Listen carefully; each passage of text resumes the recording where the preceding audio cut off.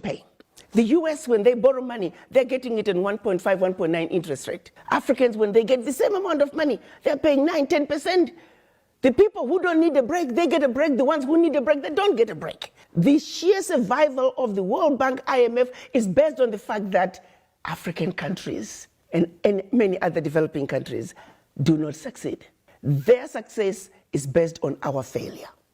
That has to change. And guess who can make that change? We, the children of Africa, we, the Africans, are the ones who have to say, we know your game now. Enough is enough. We're not playing it anymore. And this is where the diaspora come in.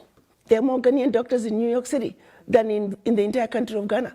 There are more Nigerian doctors in LA than in the entire country of Nigeria. So let's be serious here. What Africa needs is capacity, capacity, capacity. And that capacity is in the diaspora. So it behooves us to bring the diaspora together. Let them understand what is really going on in our Africa. Diaspora are not going home. Diaspora are angry about Africa because they are not understanding the root cause of why Africa is where it is today. They think getting rid of a president will take care of the problem. Far from it. That president is just going to be replaced by another one who is going to equally suffer from the same difficult environment to work in. So let's look at an Africa that must be free to take care of herself, an Africa that's free from exploitation from outsiders. The multinationals who are stealing from Africa every day in broad daylight. I use an example of the DRC. If you ever fly very low over the DRC, you'll see tarmacs in the jungle. You'll see 747s flying into DRC, picking up minerals and flying right out. The same multinationals are responsible for arming young people and giving them MK-16s.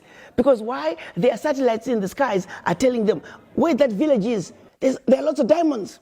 So what do? Arm young people, drag them up, and send them to go chop off a few heads. The rest of the village runs away, so they come behind and do their illegal mining. We black people must understand what is really going on. Because what we are shown instead is, oh, look at those Africans killing each other. There are some serious games that have been played in Africa for far too long.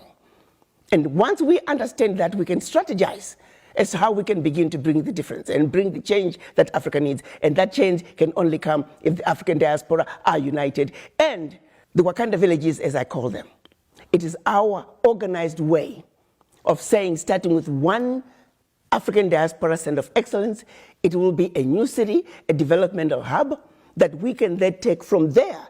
Every sector is developed. Take healthcare. How many doctors do we need in this region to take care of this many people? We pick up education, same thing. We pick up engineering. We pick up electricity. How many megawatts of power do we have in the region? How many do we need? Be it solar, be it wind, be it hydro, be it geothermal, be it nuclear.